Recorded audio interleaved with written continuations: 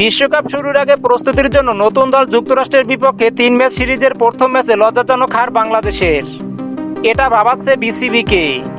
এই দল নাকি খেলবে বিশ্বকাপে যোগদান করা বাঘা বাঘা দেশের বিপক্ষে। দর্শক, অফ ফর্মই রয়ে গেল। শ্রীলঙ্কা ও জিম্বাবুয়ে সিরিজের পর এবার নতুন দল যুক্তরাষ্ট্রের বিপক্ষে লজ্জাজনক হার বাংলাদেশের। বিসিবির ঘোষিত টি-20 বিশ্বকাপ দলের এমন পারফর্মে যেন লজ্জাকেও হার মানাবে এবারের বিশ্বকাপের আসরে।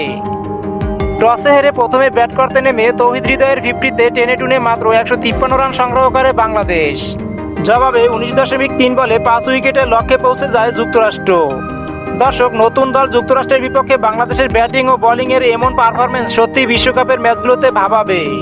এর আগে টি-20 বিশ্বকাপে নির্বাচিত দল নিয়ে ক্রিকেট ভক্তদের মাঝে অনেক সমালোচনার ঝড় উঠেছিল, কিন্তু তার কোনো তোয়াক্কা না করেই বিসিবির ঘোষিত দল নিয়ে উড়াল দেয় বিশ্বকাপের মঞ্চে।